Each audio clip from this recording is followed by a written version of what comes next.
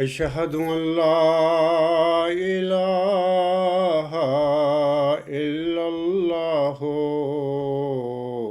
وحده لا شريك له وأشهد أن محمدا عبده ورسوله أما بعد فأعوذ بالله من الشيطان الرجيم بسم الله الرحمن الرحيم الحمد لله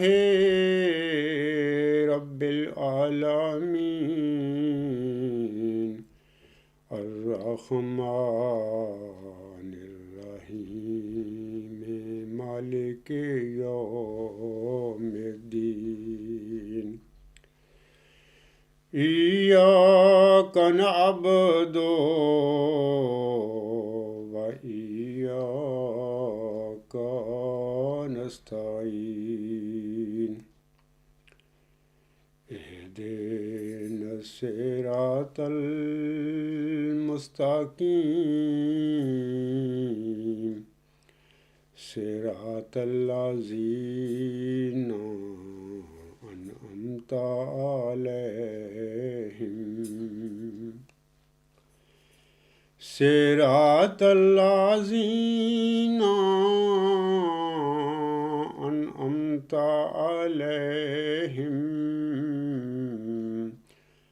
غير المغضوب عليهم ولا الضالين قل يا أيها الذين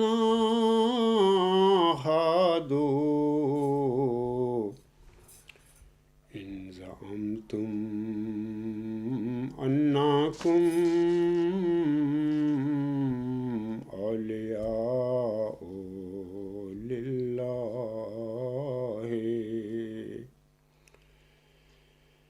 لله من دون الناس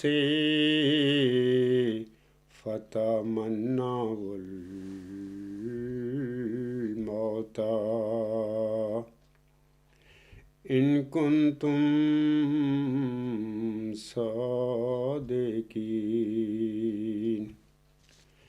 ولا يتمنونه أبدا بما قدمت أيديهم والله عليم بالظالمين قل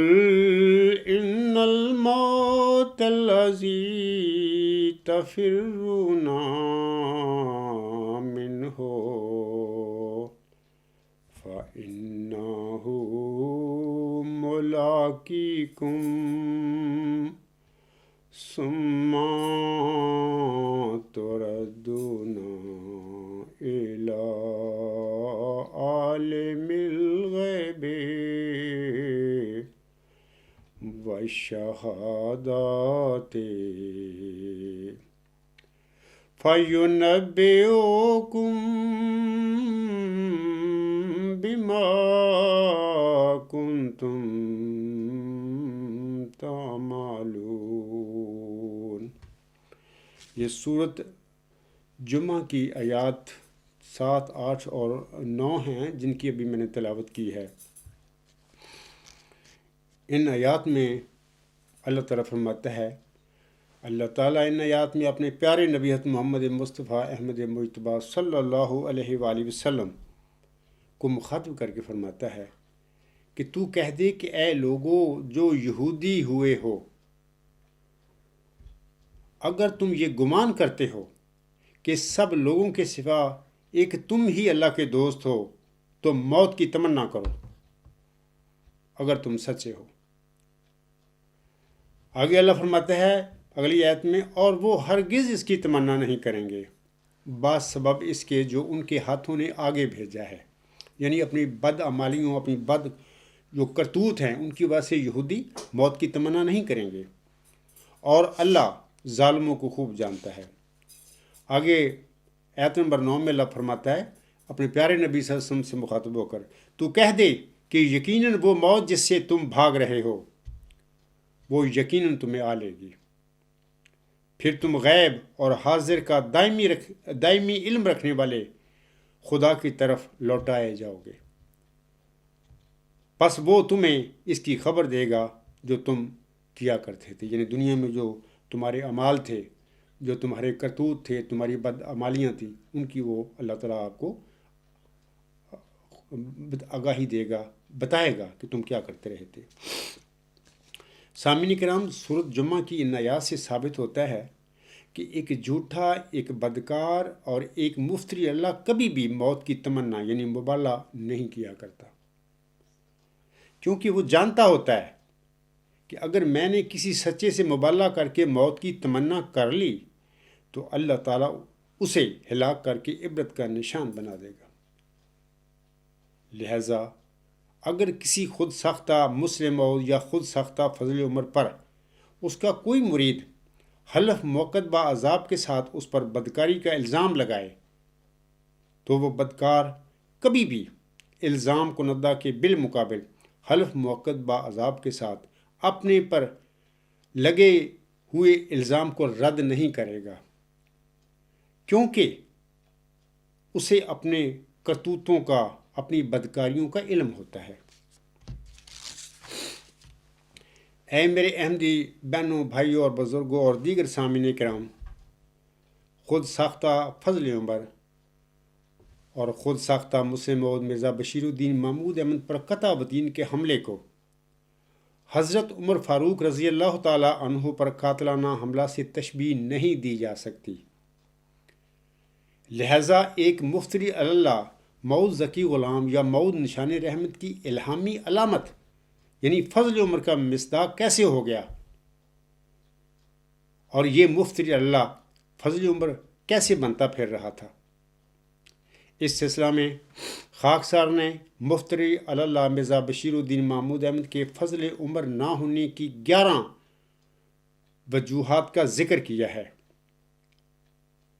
16 اکتوبر 2020 کے خطبہ جمعہ میں، جس کا عنوان تھا البتین کے حوالہ سے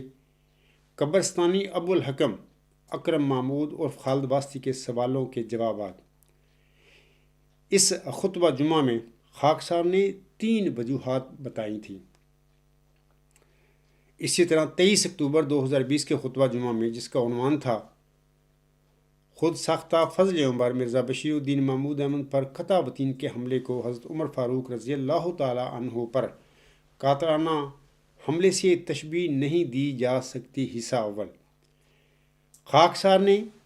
اس میں یعنی اس خطبہ جمعہ میں چوتھی اور پانچویں 2 وجوہات بیان کی تھیں۔ اسی طرح 30 اکتوبر 2020 کے خطبہ جمعہ میں، جس کا عنوان تھا خود ساختہ فضل عمر مرزا بشیر الدین محمود احمد پر قطع بدین کے حملے کو حضرت عمر فاروق رضی اللہ تعالی عنہ پر قاتلانہ حملے سے تشبیہ نہیں دی جا سکتی، حصہ دوئم، اس خطبہ جمعہ میں خاکسار نے 6، 7 اور 8 3 وجوہات بیان کی تھی۔ آج سامعین کرام 6 نومبر 2020 کے خطبہ جمعہ میں، جس کا عنوان ہے خود ساختہ فضل عمر مرزا بشیر الدین محمود احمد پر قطع بدین کے حملے کو حضرت عمر فاروق رضی اللہ تعالی عنہ پر قاتلانہ حملہ سے تشبیہ نہیں دی جا سکتی، حصہ سوم ہے۔ آج خاکسار اپنے اس خطبہ جمعہ میں نمی وہ وجہ بتائے گا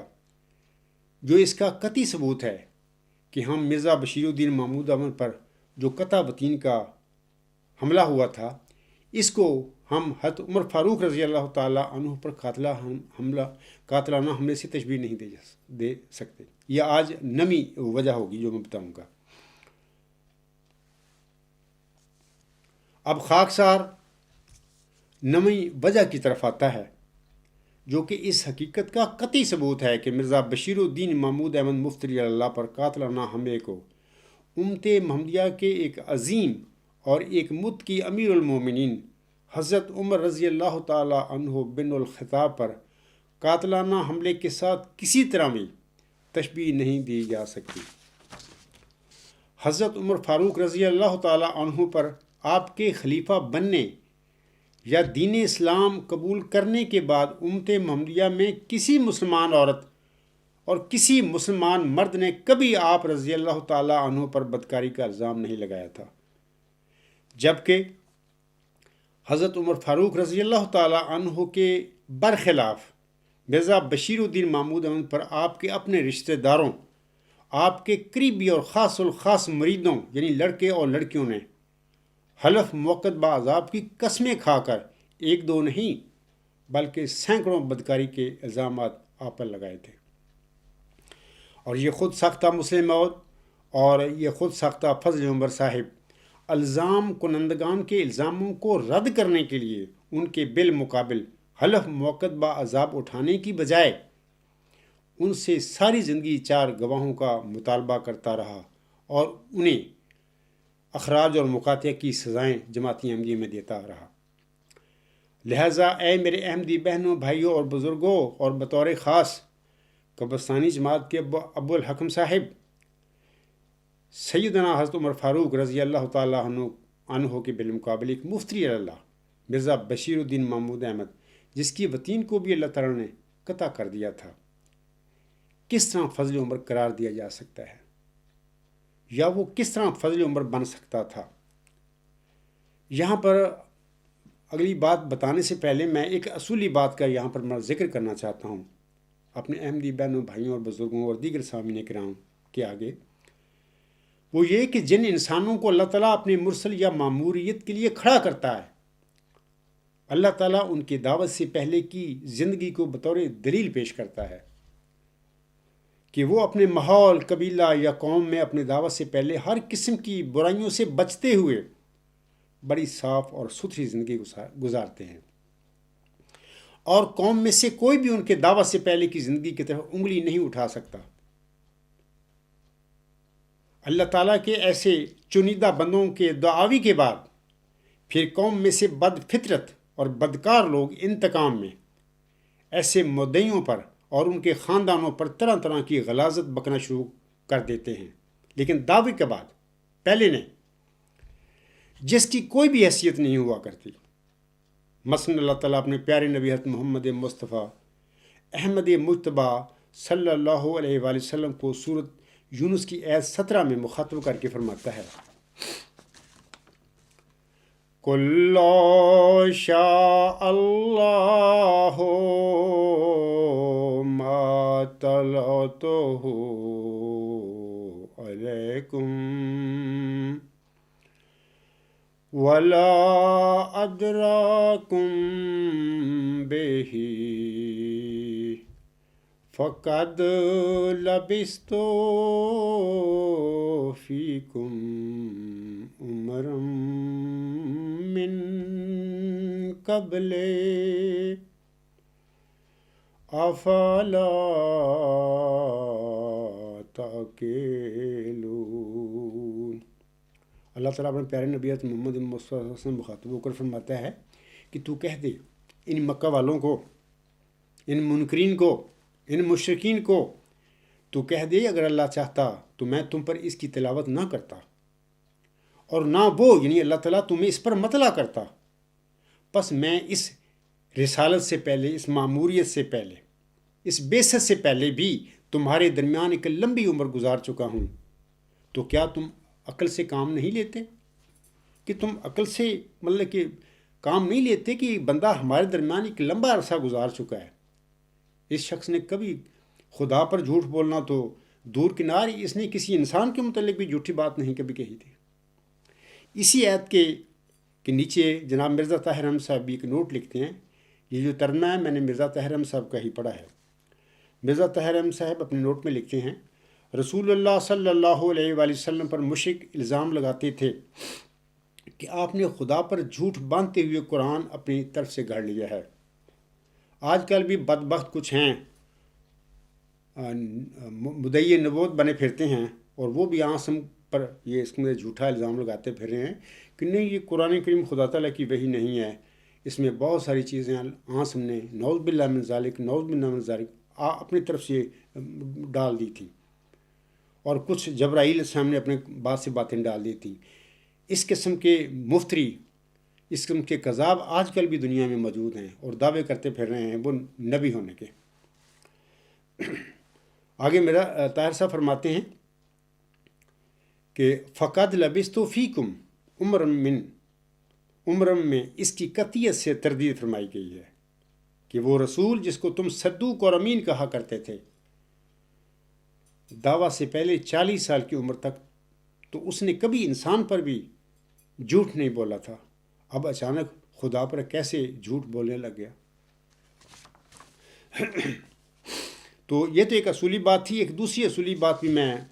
آپ سامعین کرام اور اپنے پیارے احمدی بہنوں بھائیوں اور بزرگوں سے کرنا چاہتا ہوں, وہ یہ کہ چلہ ہوشیارپور میں محمدی مریم کو بخشے گئے ذکی غلام نے جماعت احمدیہ میں ایک مظلوم انسان ہونا تھا. اس کی وجوہات کیا ہے, اس کی وجہ کیا ہے, میں وہ بتاتا ہوں کہ مرزا بشیر الدین محمود احمد نے محمدی مریم مرزا غلام احمد علیہ السلام کو چلہ ہوشیارپور میں بخشے گئے ذکی غلام سے متعلقہ 20 فروری 1886 کی لمحی پیشگوئی کے مصداق ہونے کا جھوٹا دعویٰ مسلم کر کے اور پھر ایک غیر اسلامی اور ایک جبری نظام کے ساتھ, ایک فرعونی نظام کے ساتھ جماعت احمدیہ میں اس موعظ ذکی غلام مسیح الزماں کی بعثت یا نزول کا رستہ روک کر محمدی مریم کے اس موعظ ذکی غلام مسیح الزماں کو ایک انتہائی مظلوم انسان بنا دینا تھا, جیسا کہ آج کے لیے خاک سار آپ لوگوں کے آگے کھڑا ہے. وہی میں یہ عاجز مظلوم انسان ہے. ایسے ہی جیسے کہ موسوی ذکی غلام 2000 سال پہلے یعنی حضرت مسیح عیسیٰ ابن مریم علیہ السلام اپنی قوم میں ایک بہت ہی مظلوم انسان تھے. اے میرے احمدی بہنوں بھائیوں اور بزرگوں اور دیگر سامعین کرام, آپ سب کو واضح رہے کہ اللہ تعالیٰ مظلوموں کو بدلہ لینے کا حق دیتا ہے. اللہ تعالیٰ مظلوموں کو بدلہ لینے کا حق دیتا ہے, جیسا کہ وہ سورۃ النساء کی آیت نمبر 149 میں فرماتا ہے لا يحب اللہ الجہر بالسوء من القول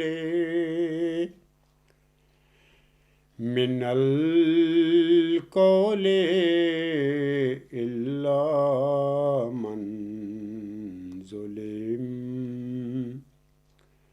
وَكَانَ اللَّهُ سَمِيعًا عَلِيمًا. اس آیت میں اللہ تعالیٰ فرماتا ہے اللہ بری بات کے بیان کرنے کو پسند نہیں کرتا. اللہ بری بات کے بیان کرنے کو پسند نہیں کرتا مگر وہ مستثنا ہے جس پر ظلم کیا گیا ہو, اور اللہ بہت سننے والا اور بہت جاننے والا ہے.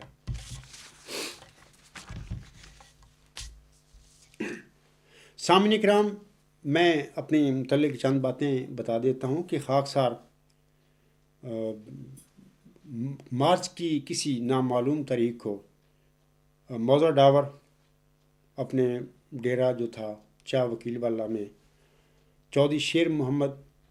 صاحب کے گھر میں پیدا ہوا تھا, اور مجھے لگتا ہے کہ شاید 10 مارچ 1956 کو ہی میں پیدا ہوا تھا. اور اس کی وجہ میرا دل کہتا ہے کہ جس دن میں پیدا ہوا تھا اور الگ صبح نماز فجر کے بعد میں پیدا ہوا تھا, میری ماں نے بارہا مجھے بتایا تھا, اور اسی دن 10 مارچ کو اللہ تعالیٰ نے مسجد مبارک میں نماز عصر کے بعد ربا میں اللہ تعالیٰ نے مرزا بشیر الدین موت کی، جو جھوٹا دعویٰ مجھ سے موت کر کے بیٹھا ہوا تھا، اور جھوٹا دعویٰ ذکی غلام مسیح الزماں کا کر کے بیٹھا ہوا تھا، اس کی بتین کو قطع کیا تھا کہ وہ ذکی غلام تو آج پیدا ہوا ہے اس دنیا میں، جس کو میں نے بنانا ہے، اور تو 10 سال پہلے ہی بلکہ 40 سال پہلے دعویٰ مجھ سے موت کر کے بیٹھا ہوا ذکی غلام ہونے کا۔ تو علاوہ اس کے میں سامعین کو بتانا چاہتا ہوں، اپنی پیدائش کے بعد خاکسار نے جنگل میں میری پیدائش ہوئی، وہاں پر مجھے پڑھانے والا کوئی نہیں تھا، تو وہاں پر میں قرآن کریم ناظرہ بھی نہ پڑھ سکا۔ لیکن جب میں 6-7 سال کا ہو گیا تو میری والدہ صاحبہ نے گورنمنٹ پرائمری اسکول ڈاور میں مجھے داخل کروا دیا۔ وہاں پر میں نے پرائمری تک تعلیم حاصل کی ڈاور کے پرائمری اسکول میں۔ اس کے بعد میں مڈل اسکول احمد نگر میں داخل ہو گیا، 8 کلاسیں وہاں سے میں نے پڑھی، پیدل ہی جایا کرتا تھا گھر سے۔ اس کے بعد 69 میں میں تعلیم اسلام ہائی اسکول ربا میں داخل ہو گیا جا کے، اور میں اپنے گھر سے ڈاور سے یا ڈیرے سے پیدل ہی جایا کرتا تھا اور پیدل ہی واپس آ جایا کرتا تھا۔ 1 سال 69 کا تو میں اس طرح پیدل آتا جاتا رہا۔ بعد میں پھر میری والدہ صاحبہ، ہماری مکان تھا میرے والد صاحب مرحوم بنا کر گئے تھے ربا میں، دارالصدر غربی حلقہ لطیف میں، تو وہاں پر بھی میری والدہ صاحبہ میرے ساتھ رہنے لگ گئی۔ تو پھر میں ربا میں 69 سے جرمنی آنے تک یعنی 1986 تک ربا میں رہا ہوں۔ تو اس دوران پھر میں 1978 میں کراچی چلا گیا، 2-2.5 سال وہاں پہ رہا میں، جاب کے سلسلے میں کہ میں کوئی جاب پرائیویٹ مل جائے مجھے اور میں پڑھتا بھی رہوں، کیونکہ میرے ایسے حالات نہیں تھے کہ میں اپنے گھر میں پڑھ سکتا۔ اس کے بعد پھر میں 1981 میں پنجاب یونیورسٹی میں ایم پولیٹیکل سائنس میں نے داخلہ لے لیا۔ وہاں پر میں پھر 10 دسمبر 1983 میں یہ واقعہ میرے ساتھ روحانی ہو گیا۔ جب میں ایگزام سے فارغ ہو گیا تو اس کے بعد یہ واقعہ ہوا تھا۔ یہ تفصیل میری غلام مسیح الزماں کے مقدمہ میں سامعین پڑھ سکتے ہیں۔ تو میں آپ سب کو بتانا چاہتا ہوں کہ لوگ جائیں وہاں پر جہاں پر میں پیدا ہوا تھا، ڈاور میں ایک جنگلی گاؤں ہے، وہاں پر میں یہ نہیں کہ میں اندر بیٹھا رہا تھا، بلکہ 18 سال تک میں اپنے ایک بہترین کھلاڑی تھا، کبڈی کھیلا کرتا تھا اپنے گاؤں میں، اور ٹھیک ٹھاک کھلاڑی تھا، اور میں دوست جو تھے مجھے بلا کر لے کے جایا کرتے تھے جب ان کے میچ آپس میں ایک گاؤں کے دوسرے گاؤں سے ہوا کرتے تھے۔ تو میں یہ بات اس لیے بتا رہا ہوں کہ یہ نہیں کہ میں نے اندر بیٹھا ہوا تھا، بلکہ عام پبلک میں نے اپنی زندگی گزاری، اور ایسی ماحول میں زندگی گزاری جہاں پر یہ جنگلی لوگ ہیں، جہاں پر نہ چوری نہ زنا، یہ کچھ برائی نہیں ہے ان کے آگے۔ اس کے بعد میں روا میں رہا 69 سے آگے، مطلب کہ 1986 تک وہیں پہ میری زندگی گزری۔ میں بتا دیتا ہوں کہ وہاں پہ میرے ہمسائے فوت ہو گئے ہیں بیچارے سارے، تو وہ مجھے کہا کرتے تھے دلہن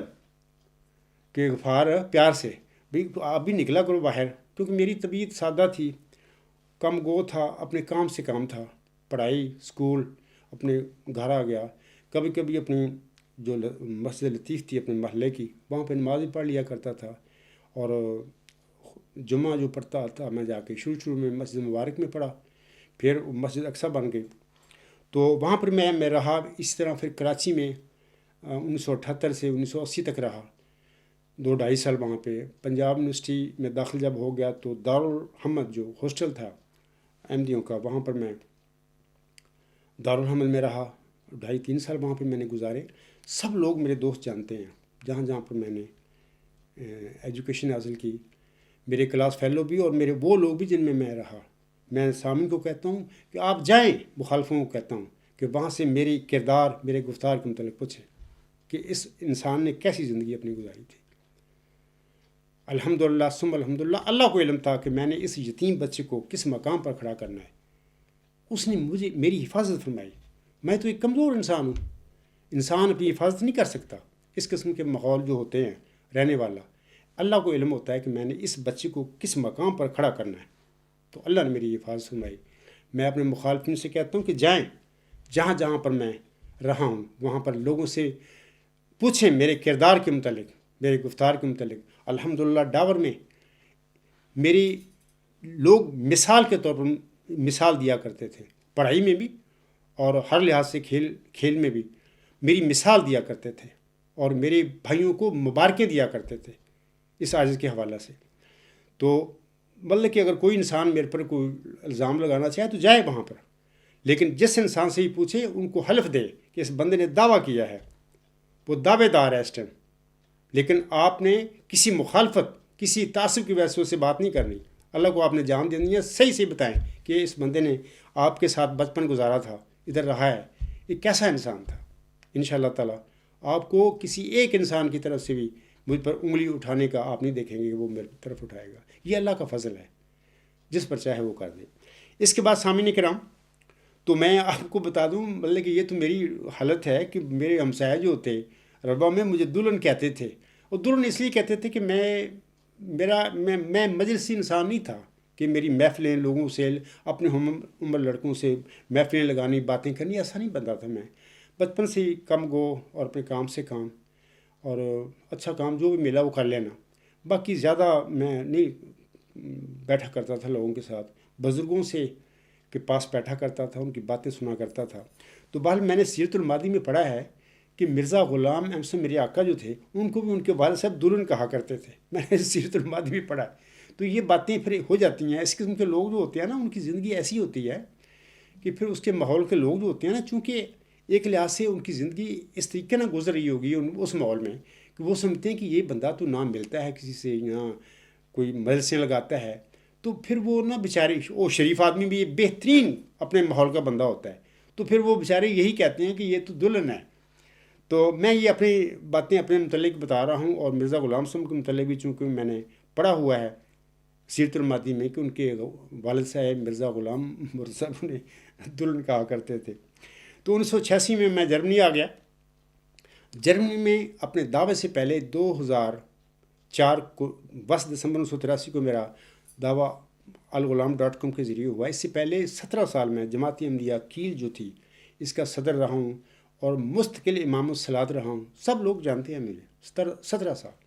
اس کے بعد پھر میرے اخراج اور مقاطع ہو گئے، تو میں پھر ظاہر ہے کہ ان لوگوں نے مجھے نکال دیا، تو میں تو نہیں نا پھر ان سے جا کے مل سکتا، کیونکہ بڑے غلط لوگ ہیں. تو میں سامنے کو کہتا ہوں کہ بالکل آپ لوگ جائیں جہاں جہاں پر میں رہا ہوں، لوگوں سے میرے کردار کے متعلق، میرے اخلاق کے متعلق، میری طبیعت کے متعلق، میں کس مزاج کا بندہ ہوں، پوچھیں. انشاءاللہ آپ کو کوئی ایک بھی ایسا انسان نہیں ملے گا جو میری کردار کی طرف، میرے اخلاق کی طرف کوئی انگلی اٹھا سکے. یہ اللہ کا فضل ہے. اس عاجز یعنی اس مظلوم انسان کے برخلاف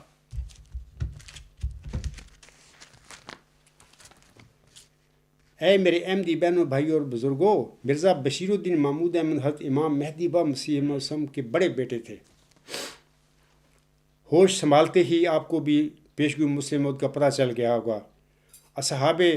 احمد رضی اللہ تعالیٰ عنہم کی نظریں بھی آپ کی طرف لگی ہوئی تھیں. آپ کی دینی تعلیم و تربیت بھی اپنے وقت کے چوٹی کے علماء دین کی نگرانی میں ہوئی، اور اس طرح سے یہ یقینی بات ہے کہ پیشگوئی مسلم موت بچپن ہی سے آپ کے اعصاب پر سوار ہو گئی تھی. کسی احمدی کے کردار میں کوئی کمزوری بھلا ہو، لیکن ایک پاکیزہ ماحول میں پیدا ہونے اور پلنے والے اور اپنے زوم میں پیشگوئی مسلم موت کے ممکنہ مصداق کا کردار تو مثالی ہونا چاہیے تھا. لیکن یہ کیا بات ہوئی کہ مرزا بشیر الدین محمود کے کردار پر خود حضور صاحب کی زندگی میں پہلا بد کرداری کا الزام لگ گیا. 1907 کی بات ہے، اور پھر ساری زندگی اس پر وقتاً فوقتاً ایسے الزام لگتے رہے. مریدوں کو چھوڑیں، مرزا بشیر الدین محمود کی اپنی اولاد اور ان کے اپنے رشتہ داروں تک نے ان کے کردار کے متعلق انگلیاں اٹھائی ہیں. یہ سب الزامات آپ کی زندگی میں موقت با عذاب قسموں کے ساتھ آپ پر لگائے گئے تھے، اور کتابوں اور رسالوں کی شکل میں ریکارڈ پر موجود ہیں. اگر مرزا بشیر الدین محمود احمد نردوش اور ذکی تھے، ان پر فرض تھا کہ وہ اپنے برگزیدہ والد حضرت امام مہدی و مسیح موعود کے فتویٰ کے مطابق اپنے اوپر لگائے گئے الزاموں کے حوالے سے الزام لگانے والوں سے مبالغہ کرتے، جیسا کہ حضور صاحب فرماتے ہیں. یہ حوالہ ہے الحکم اخبار 24 مارچ 1902. آپ علیہ السلام فرماتے ہیں مبالغہ صرف ایسے شخصوں سے ہوتا ہے جو اپنے قول کی قطع اور یقین پر بنا رکھ کر کسی دوسرے کو مفتی اور زانی قرار دیتے ہیں۔ دوسرا حوالہ سنیے، حضور فرماتے ہیں، یہ بھی وہی حوالہ ہے، دوم اس ظالم کے ساتھ جو بے جا تہمت کسی پر لگا کر اور اس کو ذلیل کرنا چاہتا ہے، مثلا مستورہ عورت کو کہتا ہے کہ میں یقیناً جانتا ہوں کہ یہ عورت زانیہ ہے کیونکہ میں نے بچشم خود اس کو زنا کرتے دیکھا ہے، یا مثلا ایک شخص کو کہتا ہے کہ میں یقیناً جانتا ہوں کہ یہ شراب خور ہے کیونکہ بچشم خود اسے شراب پیتے دیکھا ہے، تو اس حالت میں بھی مبالغہ جائز ہے کیونکہ اس جگہ کوئی اتحادی اختلاف نہیں، کیونکہ ایک شخص اپنے یقین اور روایت کی بنا رکھ کر ایک مومن بھائی کو ذلت پہنچانا چاہتا ہے۔ تیسرا حوالہ بھی سن لیجیے حضور صلی اللہ علیہ وسلم کا، یہ تبلیغ رسالت جلد نمبر 2 صفحہ 2۔ آپ علیہ السلام فرماتے ہیں، یہ تو اسی قسم کی بات ہے جیسے کوئی کسی کی نسبت یہ کہے کہ میں نے اسے بچشم خود زنا کرتے دیکھا ہے یا بچشم خود شراب پیتے دیکھا ہے۔ اگر میں اس بے بنیاد افتراء کے لیے مبالغہ نہ کرتا تو اور کیا کرتا؟ اب سوال ہے کہ جن لوگوں نے مرزا بشیر الدین محمود پر بدکاری کے چشمدید الزام لگائے تھے، تو مرزا بشیر الدین محمود نے ان الزام کنندگان سے حضور صلی اللہ علیہ وسلم کے درج بالا فتویٰ کے مطابق مبالغہ کیوں نہ کیا، اور وہ بار بار ان سے 4 گواہوں کا مطالبہ کیوں کرتے رہے، حالانکہ قرآن پاک اور اس کی سورۃ نور کو ہم سب سے زیادہ حضرت امام مہدی بابا مسیح موعود جانتے تھے۔ انہوں نے اپنے فتویٰ میں یہ کیوں نہ کہا کہ میں الزام عائد کرنے والے سے پہلے 4 گواہ پیش کرنے کا مطالبہ کروں گا۔ میں یہاں یہ عرض کرتا چلوں کہ خاکسار کا مرزا بشیر الدین محمود کے دعویٰ مسلم موت سے اختلاف ہے۔ میرا ان کے کردار سے کوئی سروکار نہیں اور نہ ہی میں ذاتی طور پر ان پر کوئی الزام لگاتا ہوں، لیکن اگر کوئی شخص خلافت کی گدی پر بیٹھ کر آئے دن اپنے مریدوں کی عزتوں سے کھیلے، جب مرید اسے کہیں کہ حضور آپ نے ہمارے ساتھ یہ بدکاری کیوں کی ہے، تو وہ جواباً کہے کہ میں نے بدکاری کب کی ہے، مرید تو اس پر موقت باعذاب حلف اٹھا کر بدکاری کا الزام لگائیں، لیکن وہ آگے سے 4 گواہوں کا ڈرامہ رچاتے رہیں، تو ایسے شخص کا مسلم موت اور فضل عمر ہونا تو درکنار یا دور کی بات ہے، اس کے جھوٹے اور بدکار ہونے میں کیا شک ہو سکتا ہے؟ اگر کسی برین واشڈ احمدی کو ان واقعات میں کوئی شبہ ہو تو وہ اپنا شک دور کرنے کے لیے ان کتب کا مطالعہ کر سکتا ہے۔ چند کتابوں کے میں نام آپ کو آگے پڑھ دیتا ہوں۔ ایک پہلی کتاب ہے ربا کا مذہبی امر، یہ لکھنے والے راحت ملک ہیں اور یہ ملک عبد الرحمن صاحب خادم مؤلف احمدیہ پاکٹ بک کے بھائی ہیں۔ دوسری تاریخ محمودیت کے پوشیدہ اوراق، اس کے مصنف مظہر الدین ملتانی، یہ فخر الدین صاحب ملتانی کے جو ان کو شہید کر دیا گیا تھا قادیان میں، اس کے یہ صاحبزادے ہیں۔ تیسری کتاب ہے شہر صدوم، یہ میں دکھا دیتا ہوں، یہ اس کے لکھنے والے ہیں شفیق مرزا، یہ سابق مبلغ جماعت احمدیہ قادیان ہے۔ چوتھی کتاب ہے ربا کا راسپوٹین، اس کے مصنف ہیں چودھری غلام سور صاحب، نمبر 35، کلمی نام ہے ان کا ہے رفیق طاہر، یہ سابق پروفیسر گورنمنٹ کالج لاہور ہیں۔ افراد جماعت کو یاد رہے کہ یہ کتب مخالفین احمدیت نے نہیں لکھی تھیں، بلکہ یہ سب لکھاری مرزا بشیر الدین محمود احمد کے خاص مرید تھے۔ ان میں سے کوئی تو وقف زندگی اور کوئی بذات خود مبلغ تھا، کوئی مبلغ کا بھائی اور کوئی مبلغ کا بیٹا تھا۔ ان کتابوں میں جن الزام کنندگان کے الزامات کا ذکر کیا گیا ہے وہ سب مرزا بشیر الدین محمود احمد کے خاص الخاص اور چہتے مرید تھے۔ ان کتابوں میں خاص الخاص مریدوں کے الزامات کی تفصیل کو چھوڑتے ہوئے خاکسار یہاں مرزا بشیر الدین محمود احمد کی اپنی اولاد اور ایک آدھ مرید کے الزاموں کا ذکر کرتا ہے۔ آپ اندازہ کریں کہ جس انسان کو اس کی اولاد بدکار اور زناکار کہے تو پھر اس کے جھوٹے مسلم موعود اور جھوٹے فضل عمر ہونے میں کیا شک ہو سکتا ہے؟ اب اگر یہ عاجز سامعین کرام یعنی مظلوم موز ذکی غلام مسیح الزماں مرزا بشیر الدین محمود احمد کی بدکاریوں پر سے پردہ اٹھاتا ہے تو یہ کوئی ایسی بات نہیں ہے جو کہ قابل اعتراض ہو، کیونکہ مظلوم کو اللہ تعالیٰ حق دیتا ہے کہ وہ اپنے مخالف ظالم اور جھوٹے بدکار کی برائیوں اگر کوئی ہوں کا پردہ چاک کر دے۔ اب خاکسار مرزا بشیر الدین محمود احمد کی سینکڑوں میں سے چند بدکاریوں اور جنسی زیادتیوں کا ذکر کرے گا جو کہ اس نے اپنے پیروکاروں کے ساتھ کی تھی۔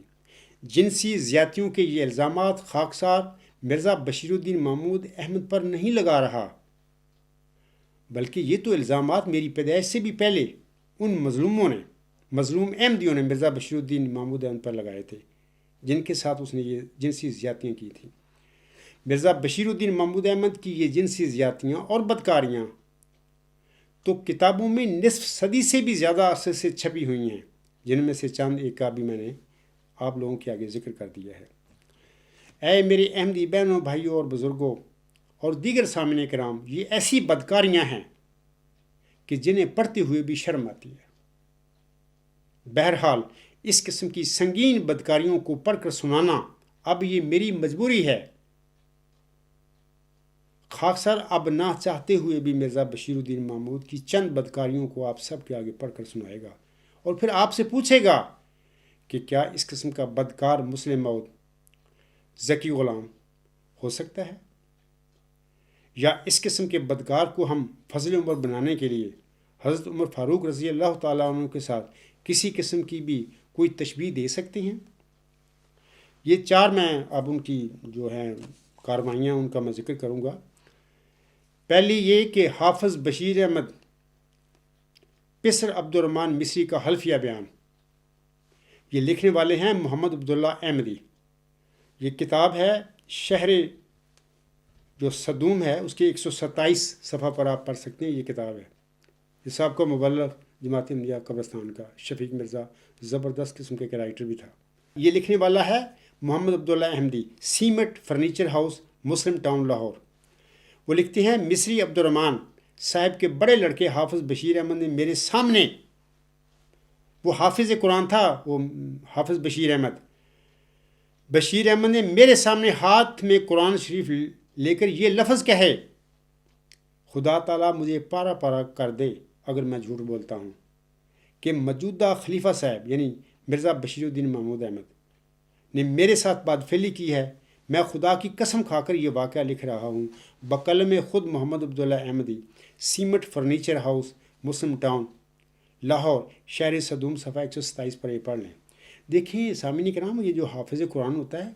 جھوٹا قرآن اٹھانے کی پھر جو سزا ہے دوسرے لوگوں سے وہ زیادہ جانتا ہے، کیونکہ وہ حافظ قرآن ہوتا ہے، اس کا قرآن کے ساتھ تعلق ہے، اس نے قرآن پڑھا ہوا ہوتا ہے، اس کا شوق ہوتا ہے۔ ایک جھوٹا قرآن اگر کوئی اٹھاتا ہے تو اس کی کیا سزا ہے؟ ایک حافظ قرآن عام انسانوں سے زیادہ جانتا ہے۔ تو یہ حافظ بشیر احمد صاحب نے یہ حلف اٹھایا کہ خدا تعالیٰ مجھے پارا پارا کر دے اگر میں جھوٹ بولتا ہوں کہ موجودہ خلیفہ صاحب یعنی خلیفہ ثانی نے میرے ساتھ بدفعلی کی ہے۔ تو لکھنے والا کہتا ہے میں خدا کی قسم کھا کر یہ واقعہ لکھ رہا ہوں۔ سامعین اکرام، اے میرے احمدی بہنوں، بھائیوں اور بزرگوں، اگر حافظ بشیر احمد پسر عبد الرحمن مصری نے یہ جھوٹا حلف اٹھایا تھا تو پھر قادیانی اور قبرستانی خود ساختہ مسلم موعود اور خود ساختہ فضل عمر نے حلف موقت بعذاب کے ساتھ ان کے حلف کا رد کیوں نہیں کیا تھا؟ یہ آج اس میدان میں کھڑا ہے، میں کہتا ہوں لاؤ میرے متعلق لاؤ کوئی الزام لاؤ مجھ پر۔ میں نے اپنے دعویٰ سے پہلے 30 سال کی زندگی گزاری ہے اس دنیا میں، کوئی لاؤ مجھ پر حلف موقت بعذاب کے ساتھ مجھ پر الزام لگاؤ، میں میدان میں کھڑا ہوں۔ میں 4 گواہوں کا مطالبہ نہیں کروں گا اپنے پر الزام لگانے والے سے، ممبر رسول پر کھڑے ہو کر حلف موقت بعذاب کے ساتھ اس کے جھوٹے الزام کو رد کروں گا۔ بشیر الدین محمود نے پھر حافظ جو ہے بشیر احمد اس کے حلف موقت بعذاب کا جو انہیں لگایا ان پر الزام کیوں نہیں انہوں نے رد کیا تھا؟ اس کے مطلب یہ ہے کہ وہ جانتے تھے کہ یہ میں اگر رد کروں گا تو میں تو پکڑا جاؤں گا، اللہ مجھے ذلیل اور رسوا کر کے عبرت کا نشان بنا دے گا۔ سامعین کرام، جناب مرزا طاہر احمد صاحب نے جو 1988 میں پاکستان کے مولویوں سے مبالغہ کیا تھا، مرزا طاہر احمد نے اس مبالغہ کی کاپی حافظ بشیر احمد کی طرف بھی ارسال کی تھی۔ آپ یہ بات ذہن میں رکھیں کہ کسی مخلص مرید کا دماغ خراب نہیں ہوتا کہ وہ ایک ایسے شخص پر بدکاری کا حلفاً جھوٹا الزام لگائے جو نہ صرف جماعتی خلیفہ ہو بلکہ مدعی مسئلہ موت بھی ہو، اور پھر نتیجے کے طور پر نہ صرف خود اخراج اور مقاطعہ کی اذیتیں جھیلتا پھرے بلکہ اپنے سارے خاندان کو بھی عذاب میں ڈال دے۔ افراد جماعت کو یاد رہے کہ یہ بیانات اور یہ الزامات میرے نہیں ہیں بلکہ مختلف کتابوں میں شائع شدہ موجود ہیں۔ میں تو صرف ایک نام نہاد مسلم اور ایک نام نہاد فضل کے کرتوتوں کی جھلک آپ لوگوں کے آگے پڑھ کر سنا رہا ہوں یا آپ لوگوں کو دکھا رہا ہوں۔ سامعین کرام، ان حلفیہ بیانات پر غور فرمائیں۔ اس قسم کا جھوٹا حلف تو کوئی پاگل بھی نہیں اٹھا سکتا، چہ جائے کا کوئی نارمل انسان ہوش و حواس میں ایسا جھوٹا حلفیہ بیان دے۔ کوئی انسان کسی انسان کا خواہ کتنا ہی مخالف اور کتنا ہی بڑا دشمن ہو، تب بھی وہ اس کے خلاف ایسا جھوٹا حلف نہیں اٹھائے گا۔ کسی کے خلاف جھوٹا حلف اٹھانا، اے میرے احمدی بہنوں، بھائیوں اور بزرگوں، دراصل زہر کھانے کے مترادف ہے، اور کوئی بھی ہوش مند انسان ایسا زہر نہیں کھا سکتا۔ اگر کوئی احمدی سمجھتا ہو کہ اس طرح کا جھوٹا حلفیہ بیان دیا جا سکتا ہے تو پھر میں اسے دعوت دیتا ہوں کہ وہ میرے مدعی موت ذکی غلام مسیح الزمان یعنی مسلم موت کے خلاف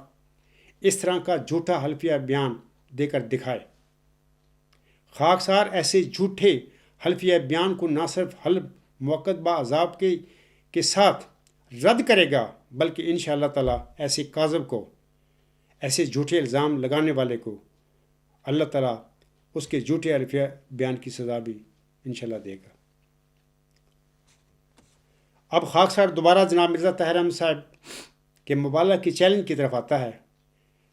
مرزا طاہر صاحب نے 10 جون 1988 کو حضرت امام مہدی و مسیح موعود کی صداقت کے متعلق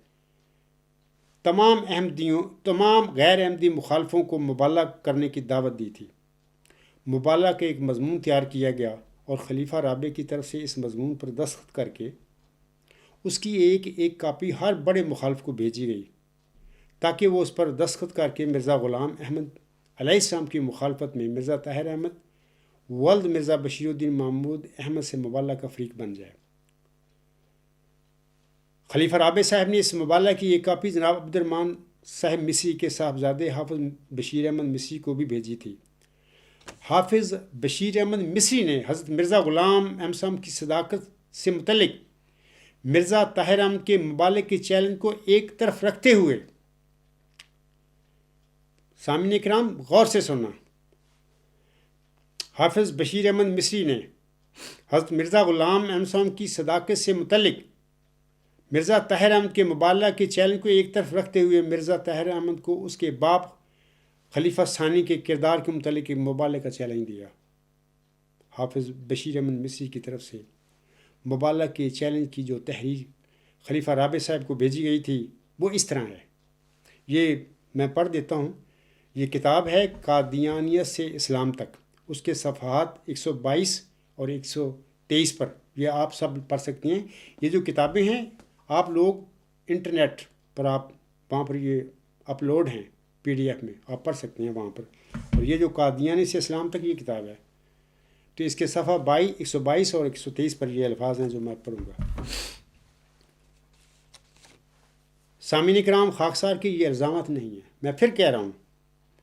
جیلیوں کو بطور خاص بھی اشتعال میں آنے کی ضرورت نہیں ہے، میں نہیں لگا رہا یہ الزام، یہ آلریڈی کتابیں چھپ چکی ہیں، میری پیدائش سے پہلے کی چھپی ہوئی ہیں۔ یہ کتابیں ہیں لوگوں نے، مرزا بشیر الدین محمود کے چہتے مریدوں نے، خاص اور خاص مریدوں نے لگائے ہوئے ہیں، میں نہیں لگا رہا۔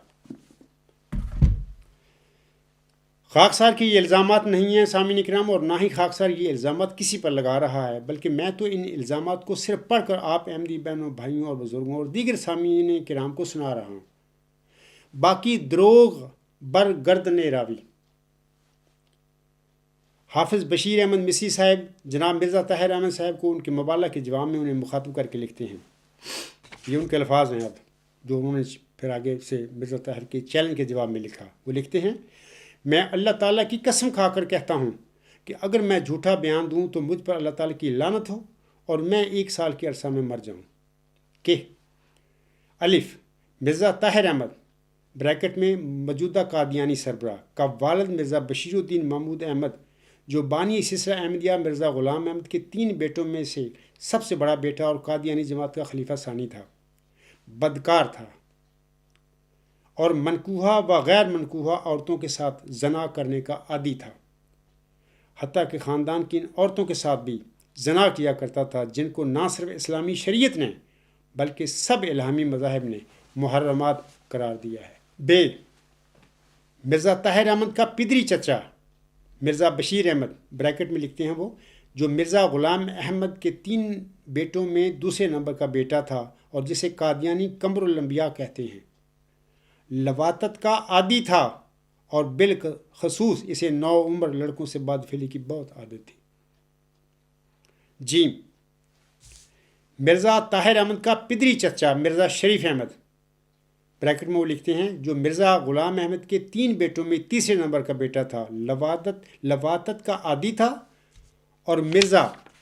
بشیر احمد کی طرح اسے بھی نوعمر لڑکوں سے بدفعلی کی بہت عادت تھی۔ سامعین کرام، یہ الزام میں نہیں لگا رہا، پھر دوبارہ کہہ دیتا ہوں، اور اے احمدی بھائیو، آپ اپنے خود ساختہ اس نام نہاد خلیفہ مرزا مسرور احمد سے کہیں کہ وہ اپنے اس دادا جان پر لگائے گئے اس الزام کو ممبر رسوسم پر کھڑے ہو کر آئندہ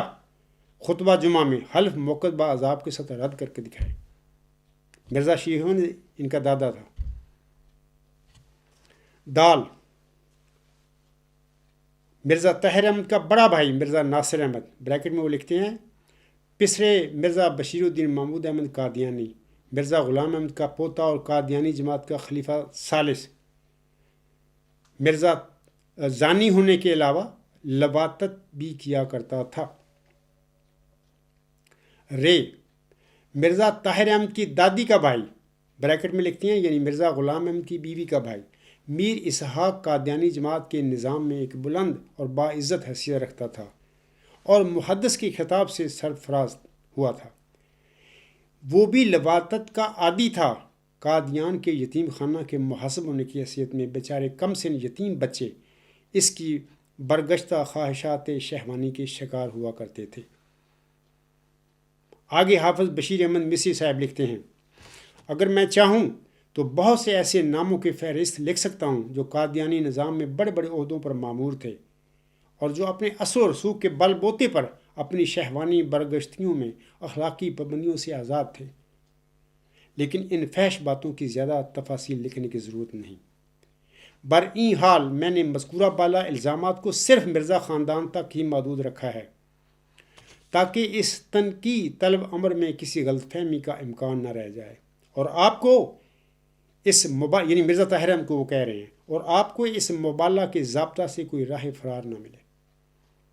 یہی وجہ ہے کہ مرزا خاندان سے بھی دوسری اور تیسری نسلوں کے کسی فرد کو اس فہرست میں شامل نہیں کیا۔ اس خاندان کی خواتین کے نام شامل نہ کرنے کی زیادہ تر وجہ یہ ہے کہ ان پر ترس آتا ہے۔ یہ حقیقت ہے کہ ان خواتین میں بعض ایسی بھی تھیں جنہوں نے اس قسم کی مذموم حرکات میں اپنی رضامندی سے حصہ لیا، لیکن ان میں بہت سی ایسی بھی تھیں جو قصوروار نہ تھیں اور اس دام فریب میں مجبوراً پھنسی ہوئی تھیں۔ ان کے لیے اپنے مردوں سے تعاون کے علاوہ کوئی چارہ نہ تھا۔ ان کی حالت تنقید کی بجائے رحم کی مستحق تھی۔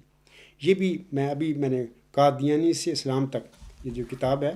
میں صرف پڑھ کر آپ لوگوں کو سنا رہا ہوں، صفحہ 122 سے 123 تک۔ سامعین کرام، حافظ بشیر احمد مصری نے مبالغہ کی اس چیلنج کی تحریر پر دستخط کر کے اسے خلیفہ رابع صاحب کی خدمت میں بھیجا تاکہ وہ بھی اس پر دستخط کر کے اس کا فریق ثانی بن کر اس کی خوب اشاعت کر دیں۔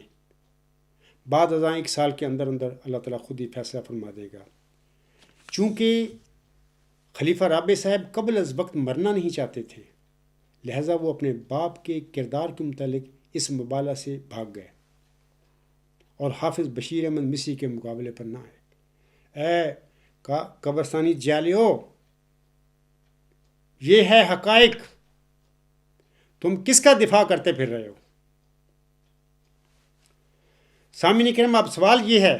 کہ حضرت امام مہدی و مسیح موسم کی صداقت متعلق تو ہر احمدی مخالفوں کے ساتھ مبالغہ کرنے کے لیے تیار ہے، لیکن خلیفہ رابع صاحب اپنے باپ کے کردار کے متعلق مبالغہ سے کیوں بھاگے؟ خلیفہ رابع کا اپنے باپ کے کردار کے متعلق مبالغہ سے فرار ہمیں کیا پیغام دیتا ہے؟ خلیفہ رابع کا مبالغہ سے بھاگنا ہمیں یہ پیغام دیتا ہے کہ وہ بھی اپنے باپ مرزا بشیر الدین محمود کو ذکی یعنی پاک اور نیک نہیں سمجھتے تھے۔ اگر وہ اپنے باپ کو ذکی یعنی پاک باز سمجھتے ہوتے تو حافظ بشیر احمد مصری کے مبالغہ کا چیلنج ضرور قبول کرتے۔ اس مبالغہ کے بعد حافظ بشیر احمد مصری کافی سال زندہ رہ کر 90 کی دہائی میں غالباً اس 80 سال کی عمر میں وہ فوت ہوئے تھے لندن میں۔ اے خود ساختہ ابو الحکم، اگر کسی مخلص احمدی کو خلیفہ ثانی کے مسلم موعود ہونے کا اتنا ہی یقین ہے تو وہ اپنے موجودہ گدی نشین یعنی مرزا مسرور احمد صاحب کو حافظ بشیر احمد مصری کے مبالغہ کے چیلنج کو قبول کرنے کے لیے کھڑا کرے۔ وہ یعنی مرزا مسرور احمد صاحب MTA پر آ کر حافظ بشیر احمد مصری کے بیان کا موقت باعذاب حلف کے ساتھ رد کریں۔ میں افراد جماعت کو یقین دلاتا ہوں کہ آپ کا موجودہ گدی نشین قبرستانی جماعت احمدیہ کا یہ کھڑپین جو ہے موجودہ، یہ بھی اس مبالغہ کے لیے کبھی کھڑا نہیں ہوگا، کیونکہ خاندان مغلیہ کے سارے افراد اپنے خود ساختہ مسلم موعود اور اپنے خود ساختہ فضل کی کرتوتوں سے واقف ہیں۔ اب دوسرا میں وہ جو الزام ہے اس کے متعلق میں بتانا چاہتا ہوں کہ یہ الزام مرزا بشیر الدین محمود احمد کی سالی یعنی مرزا ناصر احمد نام نہاد خلیفہ ثالث کی خالہ صاحبہ، یہ ان کا حلفیہ بیان ہے۔ یہ جو اس کا ہے حوالہ ہے، یہ تاریخ محمودیت صفحہ 33 پر یہ الفاظ ہیں۔ بیگم صاحبہ ڈاکٹر عبداللطیف مرحوم ہمزلف خلیفہ ربہ فرماتی ہیں، مرزا محمود احمد خلیفہ ربہ بد چلن زناکار انسان ہیں۔ میں نے ان کو خود زنا کرتے ہوئے دیکھا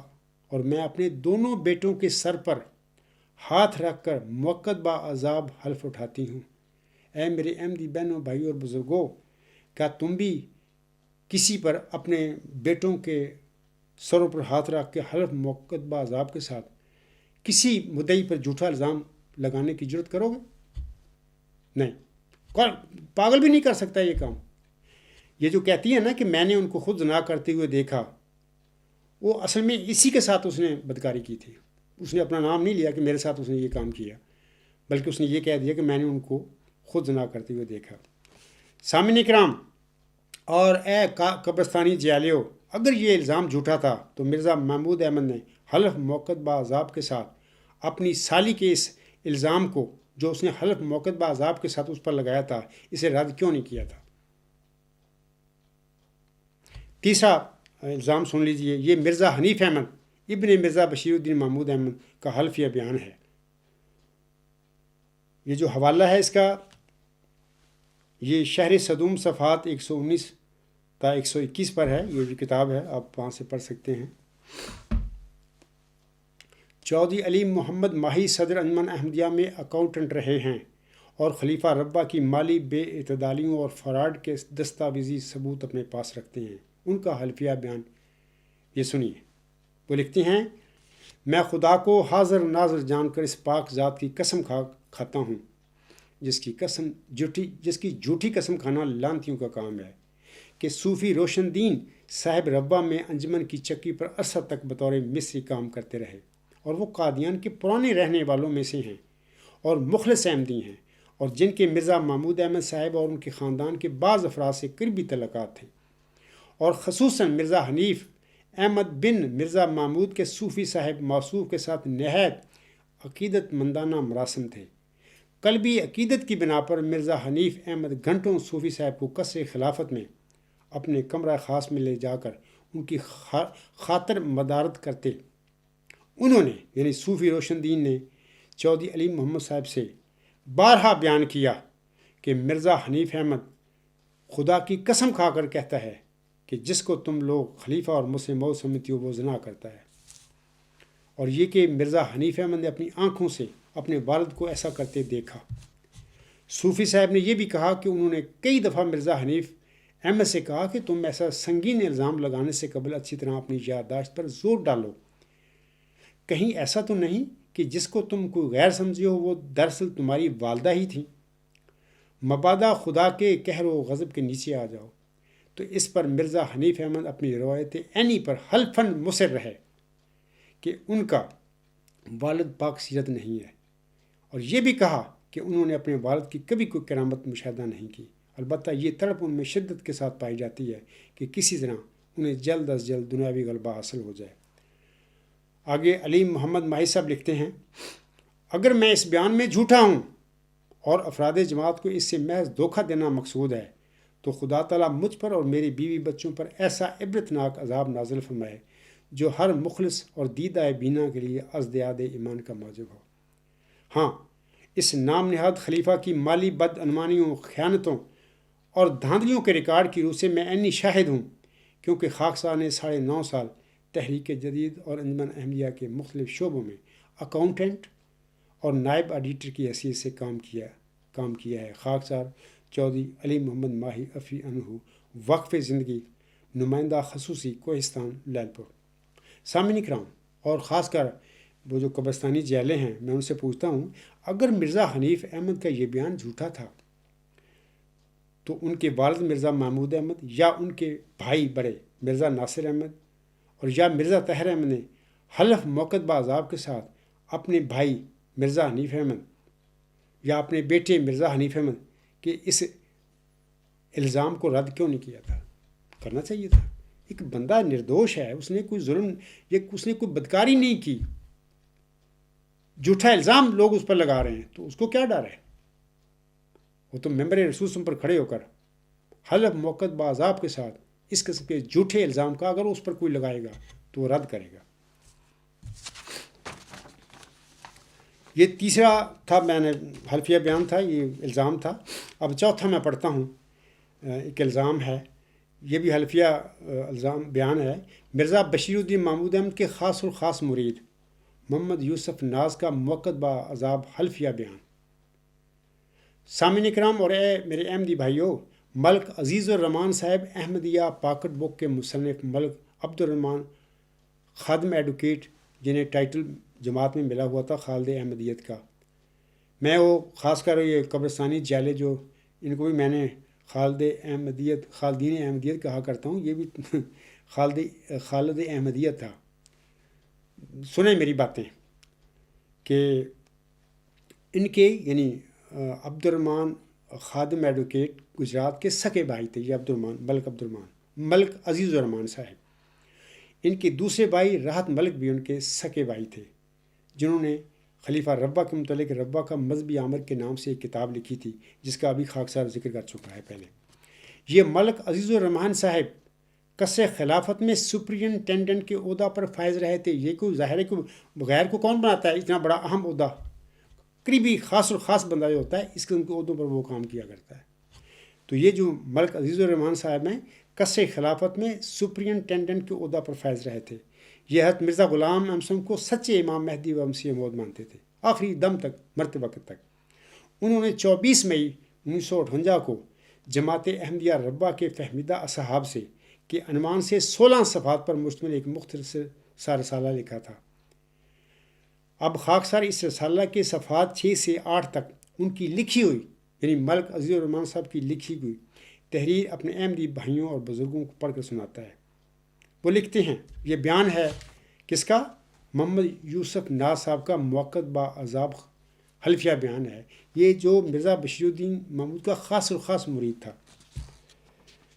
وہ اس طرح لکھتے ہیں، اور یہ بیان اس طرح ہے محمد یوسف ناز کا، وہ لکھتا ہے، بسم اللہ الرحمن الرحیم، نحمدہ و نصلی علی رسولہ الکریم، اشہد ان لا الہ الا اللہ وحدہ لا شریک لہ و اشہد ان محمد عبدہ و رسولہ۔ میں اقرار کرتا ہوں، یہ محمد یوسف ناز صاحب لکھتے ہیں، میں اقرار کرتا ہوں کہ حضرت محمد مصطفیٰ صلی اللہ علیہ وسلم خدا کے نبی اور خاتم النبیین ہیں، اور اسلام سچا مذہب ہے۔ میں احمدیت کو بھی برحق سمجھتا ہوں اور حضرت مرزا غلام احمد قادیانی علیہ السلام کے دعویٰ پر ایمان رکھتا ہوں اور مسیح موعود مانتا ہوں، اور اس کے بعد میں موقت بعذاب حلف اٹھاتا ہوں میں اپنے علم، میری احمدی بہنیں بھائی اور بزرگ توجہ سے سنیں، یہ حلف کیا ہے؟ وہ کہتے ہیں میں اپنے علم، مشاہدہ اور رویت عینی اور آنکھوں دیکھی بات کی بنا پر خدا کو حاضر ناظر جان کر اس پاک ذات کی قسم کھا کر کہتا ہوں کہ مرزا بشیر الدین محمود احمد صاحب خلیفہ ربا نے خود اپنے سامنے اپنی بیوی کے ساتھ ایک غیر مرد سے زنا کروایا۔ اگر میں اس حلف میں جھوٹا ہوں تو خدا کی لعنت اور عذاب مجھ پر نازل ہو۔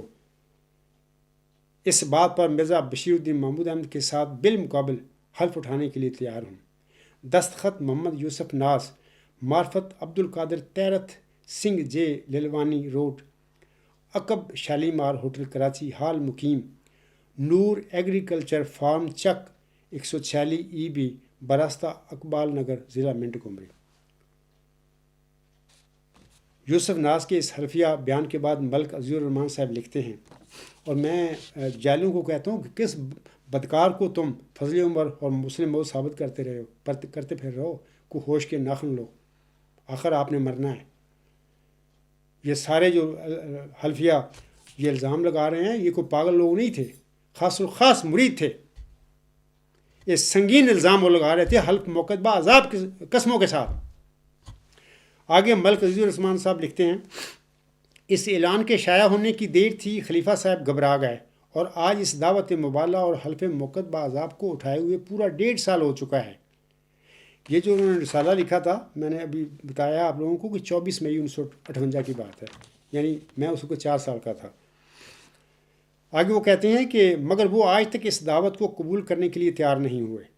صرف ہیلوں بہانوں سے کام لے رہے ہیں۔ ایک طرف تو یہ مکرم و محترم محمد یوسف ناز صاحب اس حلف کے بعد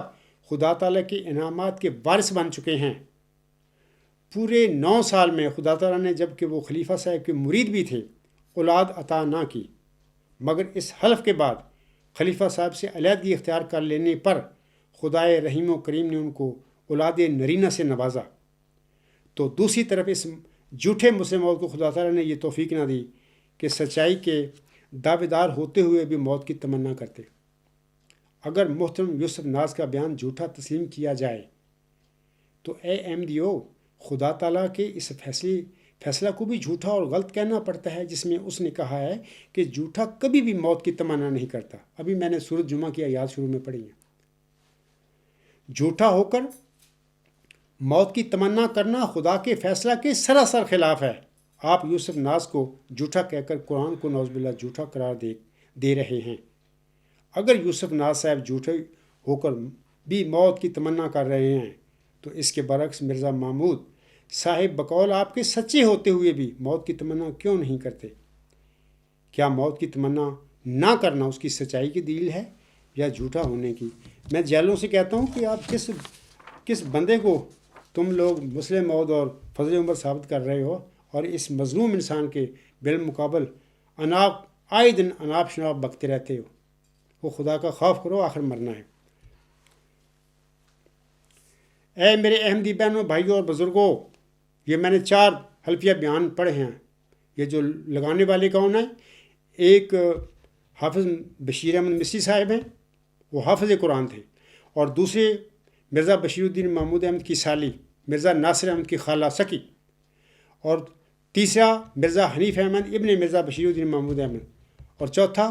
مرزا بشیر الدین محمود احمد کا خاص الخاص مرید محمد یوسف ناز صاحب کا موقع بعذاب حلفیہ بیان میں نے آپ لوگوں کو پڑھ کے سنایا ہے۔ اے میرے احمدی بہنوں، بھائیوں اور بزرگوں، اور بطور خاص قبرستانی جیلیوں، مرزا بشیر الدین محمود احمد نے اپنے عظیم باپ حضرت امام مہدی و مسیح موعود السلام کی سچائی کو کس طرح داغدار کیا ہے، ایک مخلص احمدی اس کا تصور بھی نہیں کر سکتا۔ سوچیں اور غور کریں، کیا ذکی یعنی پاک اور نیک غلام ایسے ہی ہوا کرتے ہیں؟ اگر آپ نے مرنا ہے، آخر آپ نے مرنا ہے، کیا یہ سب کچھ آپ کے لیے لمحہ فکریہ نہیں ہے؟ یہ بات درست ہے کہ بعض اوقات بعض لوگ مخالفت اور دشمنی میں اپنے مخالفوں اور دشمنوں پر جھوٹے الزام بھی لگا دیا کرتے ہیں، اور کوئی انسان دوسرے لوگوں کی زبان تو بند نہیں کر سکتا۔ ایسا دنیا میں ہوتا رہتا ہے، اس سے انکار ممکن نہیں۔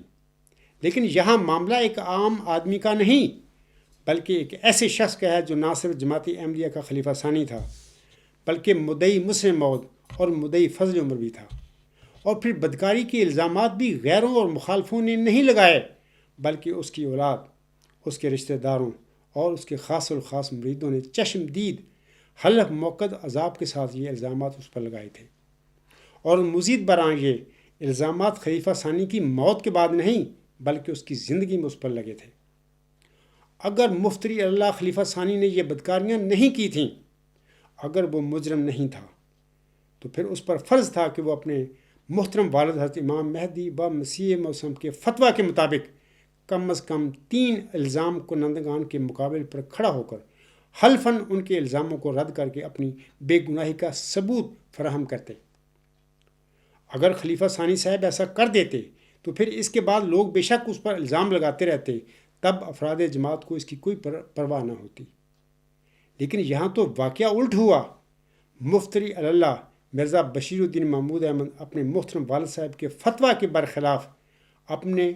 مریدوں کے الزاموں کو حلفاً رد کرنے کی بجائے ان کا اخراج اور مقاطعہ کرتے رہے اور ان سے 4 گواہوں کا مطالبہ کرتے رہے۔ اب اس سے کیا ثابت ہوتا ہے؟ اے میرے احمدی بہنوں، بھائیوں اور بزرگوں، آپ ماشاءاللہ بہت سمجھدار ہیں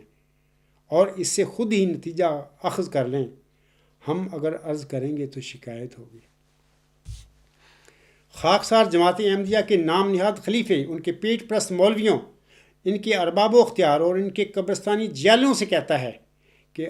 حضرت عمر فاروق رضی اللہ تعالیٰ عنہ پر آپ کے خلیفہ بننے یا دین اسلام قبول کرنے کے بعد امت محمدیہ میں سے کسی مسلمان عورت اور کسی مسلمان مرد نے کبھی آپ رضی اللہ تعالیٰ عنہ پر بدکاری کا الزام نہیں لگایا تھا، جبکہ حضرت عمر فاروق رضی اللہ تعالیٰ عنہ کے برخلاف مرزا بشیر الدین محمود احمد پر آپ کی زندگی میں آپ کے اپنے رشتہ داروں، آپ کے قریبی اور خاص الخاص مریدوں یعنی لڑکے اور لڑکیوں نے حلف موقد عذاب کی قسمیں کھا کر 1-2 نہیں بلکہ سینکڑوں بدکاری کے الزامات آپ پر لگائے تھے۔ اور یہ مفتری اللہ، یہ خود سختہ مسلم موعود اور یہ خود سختہ فضل عمر الزام کنندگان کے الزاموں کو رد کرنے کے لیے ان کے بالمقابل حلف موقد عذاب اٹھانے کی بجائے ان سے ساری زندگی 4 گواہوں کا مطالبہ کرتا رہا، ان کو ساری زندگی جماعت احمدیہ سے اخراج اور ان کے مقاطع کرتا رہا۔ لہٰذا اے قبرستانی جیالیو اور بطور خاص خود ساختہ ابو الحکم اکرم محمود اور خالد واسطی صاحب، یہ میری اور آپ کی کوئی ذاتی لڑائی جھگڑا نہیں ہے۔ سیدنا حضرت عمر فاروق رضی اللہ تعالیٰ عنہ کے بالمقابل ایک مفتری اللہ مرزا بشیر الدین محمود احمد، جس کی وطین کو بھی خدا تعالیٰ نے قطع کر دیا تھا، کس طرح فضل عمر قرار دیا جا سکتا ہے؟ یا وہ کس طرح فضل عمر بن سکتا تھا؟ اے خود سختہ ابو الحکم، خود سختہ فضل عمر مرزا بشیر الدین محمود پر کیے گئے قطع وطین کے حملے کو حضرت عمر فاروق رضی اللہ تعالیٰ عنہ پر قاتلانہ حملہ سے تشبیہ نہ دی جانے کی یہ نمی وجہ ہے جو خاکسار نے آج آپ سب سائن کے آگے بیان کی ہے۔ اور یہ بھی کہ آج خاکسار اپنے موعود ذکی غلام مسیح الزماں یعنی مسلم موعود محمدی مسیح عیسیٰ بن مریم اور موعود مجدد صدی 5 کے دعوی کے ساتھ آپ سب کے بالمقابل میدان میں کھڑا ہے۔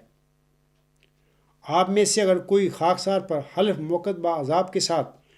کوئی الزام لگانا چاہے تو وہ میدان میں نکلے۔ خاکسار اس الزام کنندہ سے 4 گواہوں کا مطالبہ نہیں کرے گا بلکہ ممبر رسول صلی اللہ علیہ وسلم پر کھڑے ہو کر اس کے جھوٹے الزام کو حلف موقد عذاب کے ساتھ رد کرے گا۔ یہی صادقوں کی شان ہوا کرتی ہے، یہی وہ جو سچے ذکی غلام ہوتے ہیں جن کو اللہ تعالیٰ بناتا ہے، ان کی یہ شان ہوتی ہے۔ اے قبرستانی جیالیو، کوئی ہے قبرستانی جماعت احمدیہ میں سے تو وہ میدان میں نکل کر خاکسار پر حلف موقد عذاب کے ساتھ کوئی بدکاری کا الزام لگا کر دیکھے۔ سامعین کرام، اللہ تعالیٰ سورۃ انبیاء کی آیت نمبر 19 میں فرماتا ہے، بل نقذف بالحق علی الباطل فَيَدْمَغُهُ فَإِذَا هُوَ ضَاحِكٌ وَلَكُمُ الْوَيْلُ مِمَّا تَصِفُونَ۔ بلکہ ہم تو حق کو اٹھا کر باطل پر دے مارتے ہیں۔ اللہ تعالیٰ فرماتا ہے اس آیت میں کہ بلکہ ہم تو حق کو اٹھا کر باطل پر دے مارتے ہیں تو وہ اس کا سر کچل دیتا ہے اور اچانک وہ زائل ہو جاتا ہے، اور تم پر ہلاکت ہو اس سبب سے جو تم باتیں بناتے ہو۔ اسی طرح یہ عاجز کے ذریعے اللہ تعالیٰ نے بشیر الدین محمود کے جھوٹے دعویٰ مسلم اور اس کے جھوٹے دعویٰ فضل ان کے جو دجل ہے اس پر اٹھا کر حق کو اس پر باطل پر دے مارا ہے اور اس کا کام تمام کر دیا ہے۔ سامعین کرام، اب میں آپ لوگوں کو وہ محمدی مریم نے مرزا غلام صاحب نے چلہ ہوشیارپور میں وہ جو دعائیں مانگی تھیں ان کے جواب میں اللہ تعالیٰ نے انہیں فرمایا تھا کہ محمدی مریم کو اللہ تعالیٰ فرماتا ہے میں تجھے ایک رحمت کا نشان دیتا ہوں اسی کے موافق جو تو نے مجھ سے مانگا۔ یہ جو رحمت کا نشان ہے یہ ذکی غلام ہے۔ آگے اللہ فرماتا ہے ایک ذکی غلام تجھے ملے گا۔ تو اب سوال یہ ہے کہ اس ذکی غلام کی کہانی کیا ہے؟ میں آپ کو بتاتا ہوں، ٹائم میرے پاس بہت تھوڑا ہے تو میں مختصراً بتاتا ہوں کہ ملہم محمدی مریم مرزا غلام صاحب اس ذکی غلام کو، اس نشان رحمت کو اپنی اولاد میں بطور جسمانی لڑکا ڈھونڈتے رہے ساری زندگی، لیکن اللہ تعالیٰ نے انہیں بطور جسمانی لڑکا یہ مود نشان رحمت، یہ مود ذکی غلام نہ دیا۔ وہ 26 مئی 1908 کو فوت ہو گئے، لیکن مرزا غلام صاحب ایک سچے انسان تھے اور چلہ ہوشیارپور میں انہیں دیا گیا یہ وعدہ بھی سچا تھا ذکی غلام کا، نشان رحمت کا۔ اللہ تعالیٰ چاہتا تو 6-7 نومبر 1907 کے بعد اس ذکی غلام کو مرزا غلام صاحب کی جسمانی نسل میں پیدا کر دیتا، بنا دیتا کسی کو، اور اگر چاہتا تو جماعت احمدیہ میں جو حضور صاحب کی روحانی اولاد ہے، ذریت جو ہے، اس میں کسی کو بنا سکتا تھا۔ اور پھر ہوا ایسے کہ اللہ تعالیٰ نے مارچ کی کسی نامعلوم تاریخ، میں تو سمجھتا ہوں وہ 10 مارچ 1954 ہی ہے، جس دن مرزا بشیر الدین محمود احمد کی ربہ میں نماز عصر کے بعد مسجد مبارک میں اللہ تعالیٰ نے بتین کو کاٹا تھا، اسی دن اللہ تعالیٰ نے اس عارض کو پیدا کیا تھا۔ تو اللہ تعالیٰ نے ایسے کیا کہ وہ وعدہ جو ہے مرزا غلام صاحب کے ساتھ، محمدی مریم کے ساتھ، ذکی غلام مود نشان رحمت ہونے کا، 1954 میں چودھری شیر محمد جمبا صاحب کے گھر میں ایک لڑکا کی صورت میں پیدا کیا جس کا اس کے والد نے نام عبدالغفار رکھا۔ تو اس کا والد جو تھا 6 مہینے کے بعد وہ دعا گو والد تھا، ایک مخلص احمدی تھا اور ایسا انسان تھا کہ جس کے بدترین مخالفوں کو کے منہ سے بھی آج تک میں نے اپنے والد صاحب کی تعریفیں سنی ہیں، ان کی بزرگی کی اور ان کے دعا گو وہ ہونے کی بھی۔ اپنے میرے جمبا خاندان میں میرے سامنے وہ مخالفوں میں ان کی تعریفیں کی ہیں۔ تو وہ چودھری شیر محمد جمبا صاحب اپنے اس یتیم بچے کو 6 مہینے کا جب وہ تھا اللہ تعالیٰ کے حوالے کر کے تو اس دنیا سے وہ کوچ کر گئے تھے، رخصت ہو گئے تھے۔ تبھی اللہ تعالیٰ اس الہامی پیشگوئی میں ملہم کو، محمدی مریم کو اللہ تعالیٰ مخاطب کر کے فرماتا ہے، اس مود ذکی غلام کے حوالے سے اللہ تعالیٰ فرماتا ہے نور آتا ہے نور جس کو خدا نے اپنی رضامندی کے عطر سے ممسوح کیا، ہم اس میں اپنی روح ڈالیں گے، ہم اس پر الہام نازل کریں گے، ہم اس کے شامل حال کریں گے روح القدس کو،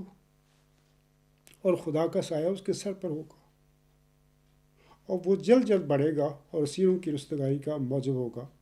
اور زمین کے کناروں تک شہرت پائے گا اور قومیں اس سے برکت پائیں گی، تب اپنے نفسی نقطہ آسمان کی طرف اٹھایا جائے گا، وکان امر مقضیہ۔ یہ سب باتیں انشاء اللہ تعالیٰ ہوں گی۔ تو میں سامعین کرام کو کہتا ہوں کہ وہ ذکی غلام کی کہانی یہ ہے، سادہ سی، میرے پاس ٹائم نہیں ہے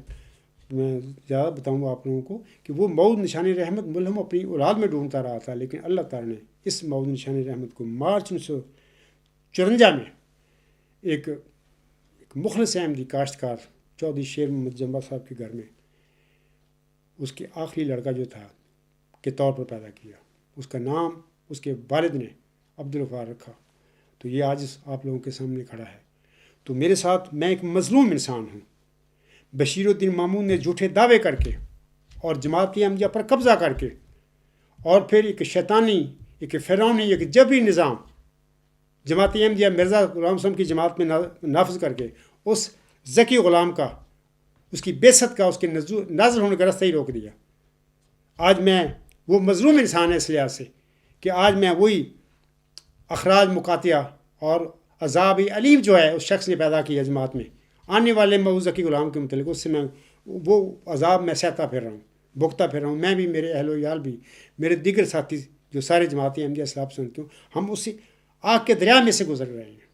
یہ ہے اس ذکی غلام کی کہانی، یہ ہے اس موعود نشان رحمت کی کہانی جس کی اللہ تعالیٰ نے محمدی مرزا غلام صاحب کو چلہ اشارت میں بشارت دی تھی۔ تو اس کے بعد میں سامعین اکرام سے کہوں گا کہ ایک مفتری اللہ اور ایک بدکار کے فضل عمر نہ ہونے کی 10ویں وجہ انشاءاللہ تعالیٰ آئندہ خطبہ جمعہ میں بیان کرے گا خاکسار۔ اے میرے احمدی بہنوں، بھائیوں اور بزرگوں، خاکسار مدعی ذکی غلام مسیح الزماں، مدعی محمدی موعود مسیح عیسیٰ بن مریم اور مدعی موعود مجدد صدی ہجری 5 اس وقت جماعت احمدیہ میں ایک مظلوم انسان ہے۔ آپ کو چاہیے کہ حق اور سچائی کی انصاف کے ساتھ گواہی دینے کے لیے خود بھی کھڑے ہو جائیں اور اپنے نام نہاد جو خلیفہ ہے آپ کا اور اپنے ارباب و اختیار جو ہیں ان کو بھی اس عاجز کا مقابلہ کرنے کے لیے مجبور کریں۔ آپ لوگ مجبور کرو ان کو، آپ کر سکتے ہیں مجبور۔ اللہ تعالیٰ آپ سب کو اللہ تعالیٰ آپ سب کی مدد فرمائے اور آپ سب کو وہ جرت اور تقوی بخشے جس کے بعد کسی انسان کے دل میں غیر اللہ کا ڈر نہیں رہتا، وہ ختم ہو جاتا ہے۔ اللہ تعالیٰ کی حضور خاکسار حضرت مرزا غلام صاحب کی یہ الہامی دعائیں پڑھ کر اپنے خطبے کو ختم کرتا ہے۔ رب انی مغلوب فانتصر، رب انی مظلوم فانتصر، رب انی مغلوب فانتصر فسائقہم تسیقا، رب انصرنی علی القوم المفسدین، رب انصرنی علی القوم الفاسقین، رب انصرنی علی القوم الکافرین۔ اے میرے مہربان خدا، اے میرے زبردست طاقتوں والے قادر مطلق، تو جانتا ہے کہ اس وقت میری اس عاجز کے ساتھ جس کو تو نے مامور فرمایا ہے، جماعتی احمدیہ قبرستان کو اس کے ساتھ اس کے نام نہاد خلیفے، اس کے نام نہاد جو ارباب و اختیار یہ مولوی بنے کیا کر رہے ہیں۔ میں تیری جناب فریاد کرتا ہوں اور التجا کرتا ہوں کہ ایک کرشمہ اپنی قدرت کا دکھا، تجھ کو سب قدرت ہے اے رب الورا، حق پرستی کا مٹا جاتا ہے نام، ایک نشان دکھلا کہ ہو حجت تمام۔ والحمدللہ والصلاۃ والسلام علی رسولہ محمد المصطفیٰ افضل الرسل وخیر الورا، سیدنا و سید کل ما فی الارض والسماء وما علینا الا البلاغ، وآخر الدعوانا الحمدللہ رب العالمین۔ اولا و آخرا و ظاہرا و باطنا ہو و مولانا، نعم المولا و نعم النصیر و نعم الوکیل۔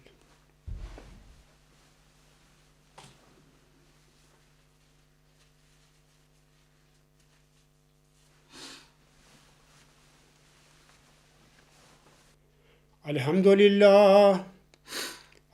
للہ نحمدہ ونستعینہ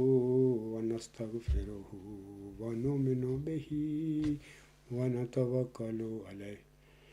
ونعوذ باللہ من شرور انفسنا ومن سیئات اعمالنا، من یہدہ اللہ فلا مضل لہ ومن یضللہ فلا ہادی لہ، ونشہد ان لا الہ الا اللہ ونشہد ان محمدا عبدہ ورسولہ۔